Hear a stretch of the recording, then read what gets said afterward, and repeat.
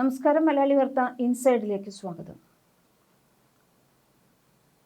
American Israel രഹസ്യാന്വേഷണ വിഭാഗങ്ങൾ നൽകിയ ഒരു റിപ്പോർട്ട് കണ്ട് ഡൊണാൾഡ് ട്രംപും ബെഞ്ചമിൻ നെതന്യാഹുവും നടുങ്ങിയിരിക്കുകയാണ് എന്നാണ് ഇപ്പോൾ പുറത്തുവരുന്ന ഏറ്റവും ലേറ്റസ്റ്റ് ആയ വാർത്ത. ഇറാൻ ഇതിനകം തന്നെ അവരുടെ കൈവശമുള്ള സമ്പുഷ്ടീകരിച്ച യുറേനിയം ഉപയോഗിച്ച് ആണവ ബോംബിന് പകരം ഡേർട്ടി ബോംബ് നിർമ്മിച്ചു കഴിഞ്ഞതായാണ് CIA-യും മൊസാദും സംശയിക്കുന്നത്. ഇറാന്റെ കൈവശമുള്ള 60% സമ്പുഷ്ടീകരിച്ച യുറേനിയം കൊണ്ട് ഇത്തരം വിനാശകാരികളായ ബോംബുകൾ ഉണ്ടാക്കാൻ എളുപ്പത്തിൽ കഴിയുമെന്നാണ് വിദഗ്ധർ ചൂണ്ടിക്കാണിക്കുന്നത്. ഇത് പശ്ചിമേഷ്യയിലെ സംഘർഷങ്ങൾക്കിടയിൽ പുതിയ ഭയങ്ങൾ ഉയർത്തുന്നതാണ്. ഒരു രാജ്യത്തിന് ആവശ്യത്തിന് റേഡിയോ ആക്റ്റീവ് വസ്തുക്കൾ, സ്ഫോടനാത്മക സാങ്കേതിക വിദ്യ, ശാസ്ത്രീയ വൈദഗ്ധ്യം എന്നിവ ഉണ്ടെങ്കിൽ അവർക്ക് തീർച്ചയായും ഒരു ഡേർട്ടി ബോംബ് വികസിപ്പിക്കാൻ കഴിയും. ഇറാന് നിലവിൽ ഒരു ആണവ പദ്ധതിയുണ്ട്. അതിനാൽ തന്നെ അത് നിർമ്മിച്ചിരിക്കാനുള്ള സാധ്യത വളരെ കൂടുതലാണ്. പ്രത്യേകിച്ച് കഴിഞ്ഞ ജൂണിൽ നടന്ന 12 ദിവസത്തെ സംഘർഷത്തിനു ശേഷം ഇറാൻ ഈ വഴിക്ക് നീങ്ങിയതായാണ് അമേരിക്കയുടെയും ഇസ്രയേലിന്റെയും രഹസ്യാന്വേഷണ വിഭാഗങ്ങൾ കണ്ടെത്തിയിരിക്കുന്നത്. ഇതിനോടൊപ്പമാണ് കിമ്മിന്റെ കയ്യിൽ നിന്നും ആണവ ബോംബ് ഇറാനിലേക്ക് എത്തുമെന്ന സൂചന ഇപ്പോൾ പുറത്തു വന്നിരിക്കുന്നത്. ഉത്തര കൊറിയൻ വിമാനം റഷ്യ വഴി പറന്നിറങ്ങുകയാണെങ്കിൽ ഇറാന്റെ പക്കൽ ആണവ ബോംബ് എത്തിക്കാൻ വെറും 72 മണിക്കൂർ മാത്രം മതി. ഇറാനെതിരെ US-ഉം ഇസ്രയേലും ആക്രമണം തുടങ്ങിയ ശേഷം സമൂഹ മാധ്യമങ്ങളടക്കം ഏറ്റവും അധികം കാത്തിരുന്നത് ഉത്തര കൊറിയൻ പരമോന്നത നേതാവ് കിം ജോങ് ഉന്നിന്റെ പ്രതികരണമായിരുന്നു. ഒടുവിൽ 12-ാം ദിനം ആ പ്രതികരണം എത്തിയിരിക്കുകയാണ്. ഇറാനെതിരായ ആക്രമണത്തെ ശക്തമായി അപലപിച്ച് ഉത്തര കൊറിയയാണ് രംഗത്തെത്തിയിരിക്കുന്നത്. ഇറാനെതിരെ US-ഉം ഇസ്രയേലും നടത്തുന്ന ആക്രമണങ്ങൾ നിയമവിരുദ്ധമാണെന്നും ലോക സമാധാനം തകർക്കുകയും ആഗോളതലത്തിൽ അസ്ഥിരത വർദ്ധിപ്പിക്കുകയുമാണെന്നും ഉത്തര കൊറിയ കുറ്റപ്പെടുത്തുന്നു.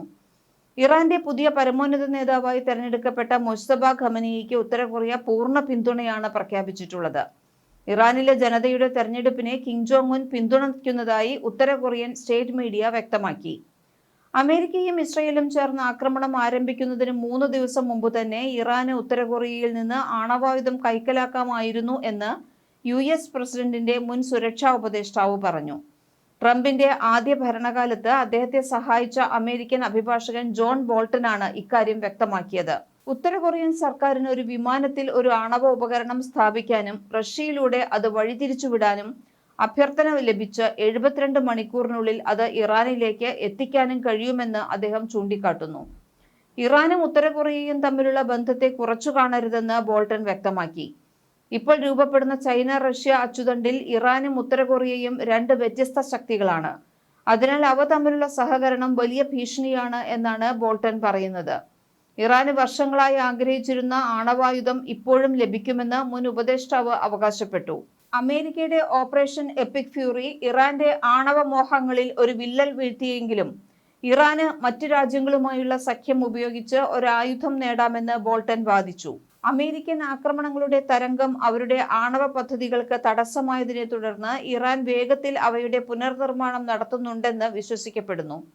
പിതാവ് ആയത്തുള്ള അലി ഖമേനിയുടെ വധത്തെ തുടർന്ന് മുജ്തബ ഖമേനി ഇറാന്റെ പുതിയ പരമോന്നത നേതാവായി സ്ഥാനമേറ്റതിന് 2 ദിവസങ്ങൾക്ക് ശേഷമാണ് അഭിഭാഷകന്റെ ഈ പരാമർശം പുറത്തുവരുന്നത്. ആയത്തുള്ളയുടെ മകൻ പുതിയ നേതാവാകുന്നത് ഒരു മാറ്റവും വരുത്തില്ലെന്ന് കഴിഞ്ഞ ദിവസം ഇറാനിലെ പല പ്രമുഖരും മുന്നറിയിപ്പ് നൽകിയിട്ടുണ്ട്. മുജ്തബയും പിതാവിന്റെ കടുത്ത നിലപാടുകൾ പിന്തുടരുന്ന വ്യക്തി തന്നെയാണ്. ഇറാനിലെ പൗരോഹിത്യ മേഖലയിൽ ഏറ്റവും സ്വാധീനമുള്ള വ്യക്തികളിൽ ഒരാളാണ് 56-കാരനായ മുജ്തബ. വർഷങ്ങളായി തന്റെ പിതാവിന്റെ പിൻഗാമിയാകാൻ സാധ്യതയുള്ള സ്ഥാനാർത്ഥികളിൽ ഒരാളായി ഇദ്ദേഹം കണക്കാക്കപ്പെട്ടിരുന്നു. ആക്രമണങ്ങൾ തുടർന്നാൽ മിഡിൽ ഈസ്റ്റിൽ നിന്ന് 1 ലിറ്റർ എണ്ണ പോലും അയക്കാൻ കഴിയില്ലെന്ന് കഴിഞ്ഞ ദിവസം ഇറാൻ മുന്നറിയിപ്പ് നൽകി. അതേസമയം എണ്ണ കയറ്റുമതി ചെയ്യാൻ ഉപയോഗിക്കുന്ന ഒരു പ്രധാന കടൽപാതയ്ക്ക് സമീപം അമേരിക്കൻ സൈന്യം 16 ഇറാനിയൻ കപ്പലുകൾ നശിപ്പിച്ചിരുന്നു. ചില ആക്രമണങ്ങൾ കാണിക്കുന്ന ഒരു വീഡിയോയും ഇതോടൊപ്പം ഉണ്ടായിരുന്നു. പേർഷ്യൻ ഗൾഫിനും ഒമാൻ ഉൾക്കടലിനും ഇടയിലുള്ള ഒരേയൊരു കടൽപാതയാണ് ഈ കടലിടുക്ക്. അബുദാബിക്ക് അടുത്തുള്ള അൽദഫ്ര എയർബേസിലും ബഹ്റിനിലെ ജുഫൈറിലും പ്രവർത്തിക്കുന്ന അമേരിക്കൻ സൈനികർക്ക് നേരെ ഇറാന്റെ റവല്യൂഷണറി ഗാർഡുകൾ മിസൈലുകൾ വിക്ഷേപിച്ചതായി പറയപ്പെടുന്നു. ചൊവ്വാഴ്ച രാത്രി ദുബായിലും ടെല്ലവീവിലും സൈറണുകൾ മുഴങ്ങിയിരുന്നു. ലോകത്തു തന്നെ അപൂർവം രാജ്യങ്ങളുമായി മാത്രം ബന്ധമുള്ള ഉത്തര കൊറിയ ഇറാനുമായി നേരത്തെ ബന്ധം സ്ഥാപിച്ചതാണ്. 2024 ഏപ്രിലിൽ ഉത്തര കൊറിയൻ വാണിജ്യമന്ത്രി യൂൺ ജോങ് ഹോ നയിച്ച മന്ത്രിതല പ്രതിനിധി സംഘം ടെഹ്റാനിൽ എത്തിയിരുന്നു. വ്യാപാര സാമ്പത്തിക മേഖലകളിലെ പങ്കാളിത്തം ശക്തിപ്പെടുത്തുന്നതിന് ലക്ഷ്യമിട്ടായിരുന്നു ചർച്ചകൾ. മേഖലയിൽ റഷ്യ വഴിയാണ് ഉത്തര കൊറിയ ഇറാനുമായി ബന്ധം സ്ഥാപിച്ചത്. പുടിനുമായി കിം ജോങ് ഉന്നിന് മികച്ച ബന്ധമാണ് ഉള്ളത്.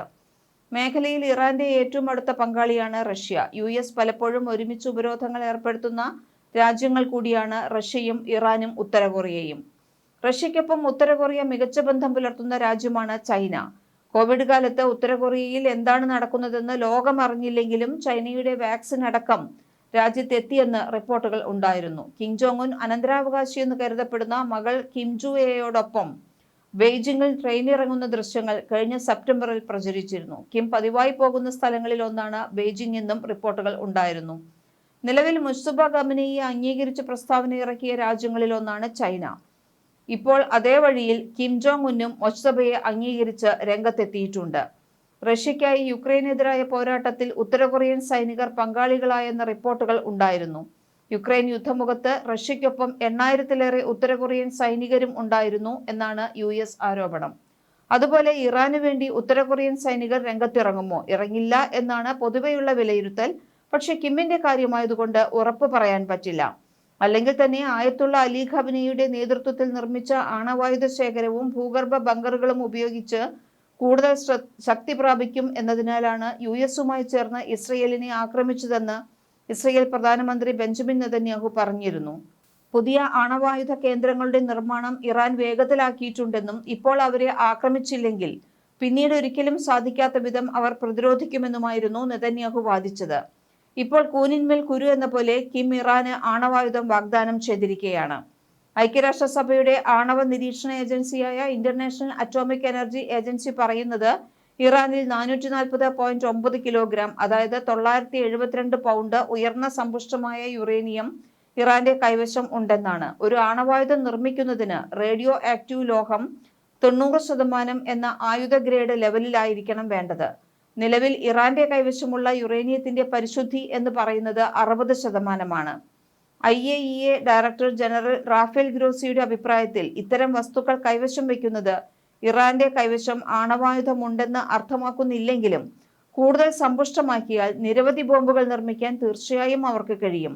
ഈ രംഗത്തെ ഇറാന്റെ മുന്നേറ്റം എവിടെ എത്തി നിൽക്കുന്നു എന്നത് ഇന്റർനാഷണൽ അറ്റോമിക് എനർജി ഏജൻസിക്ക് മാത്രമല്ല അമേരിക്കയ്ക്കും ഇസ്രയേലിനും പോലും അറിയില്ല എന്നതാണ് യാഥാർത്ഥ്യം. നിലവിൽ ഇറാനെതിരായ അമേരിക്കയുടെയും ഇസ്രയേലിന്റെയും ആക്രമണങ്ങളും ഇറാന്റെ പ്രതികാര ആക്രമണങ്ങളും രൂക്ഷമാകുന്ന സാഹചര്യത്തിൽ ഇറാൻ ഒരു ഡേർട്ടി ബോംബ് പ്രയോഗിക്കുമോ എന്ന ചോദ്യം പശ്ചിമേഷ്യയുടെ ചങ്കിടിപ്പ് ഏറ്റുന്നതാണ്.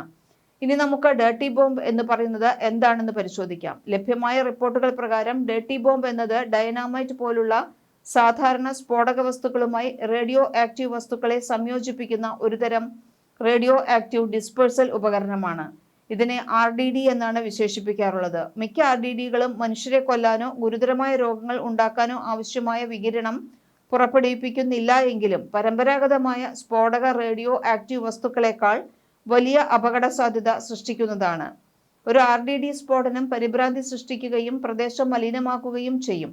ഇതുമൂലം ചെലവേറിയ മാലിന്യ നിർമ്മാർജ്ജന ശ്രമങ്ങളാണ് ആവശ്യമായി വരിക. ഡേർട്ടി ബോംബിനെ ഒരിക്കലും നമ്മൾ ന്യൂക്ലിയർ ബോംബായി തെറ്റിദ്ധരിക്കരുത്. കാരണം രണ്ടാമത്തേത് ഡേർട്ടി ബോംബിനേക്കാൾ 1 ദശലക്ഷം മടങ്ങ് ശക്തമായ സ്ഫോടനം സൃഷ്ടിക്കുന്നതാണ്. മറുവശത്ത് ഡേർട്ടി ബോംബിൽ നിന്നുള്ള വികിരണം സ്ഫോടന സ്ഥലത്തിന്റെ ഏതാനും ബ്ലോക്കുകളിലോ മൈലുകളിലോ ആണ് ചിതറിക്കിടക്കുക. കൂടാതെ മലിനീകരണവും ഭയവും ഉണ്ടാക്കുന്നതിനാൽ ഇതിനെ വൻതോതിലുള്ള തടസ്സപ്പെടുത്തലിന്റെ ആയുധം എന്നാണ് പറയാറുള്ളത്. ഡേർട്ടി ബോംബിൽ ഒരു സ്ഫോടക വസ്തുവിന് ചുറ്റും റേഡിയോ ആക്റ്റീവ് വസ്തുക്കൾ പാക്ക് ചെയ്തിട്ടുണ്ട്. അത് ഡ്രോണുകൾ, വാഹനങ്ങൾ അല്ലെങ്കിൽ മിസൈലുകൾ വഴി പോലും കൊണ്ടുപോകാൻ കഴിയും എന്ന പ്രത്യേകതയുമുണ്ട്.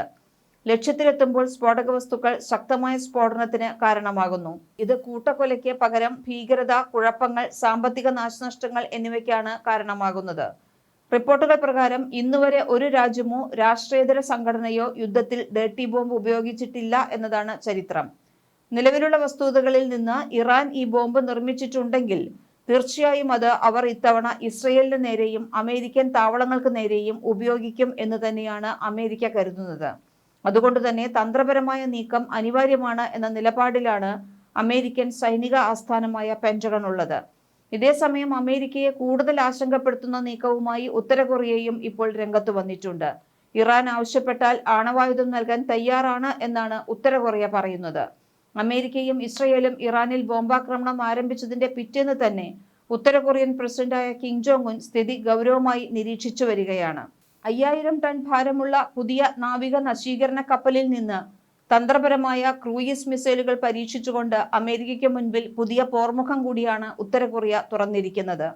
കിം ജോങ് ഉൻ തന്നെയാണ് ഈ പരീക്ഷണത്തിന് മേൽനോട്ടം വഹിച്ചതെന്നാണ് ഉത്തര കൊറിയൻ മാധ്യമങ്ങൾ റിപ്പോർട്ട് ചെയ്യുന്നത്.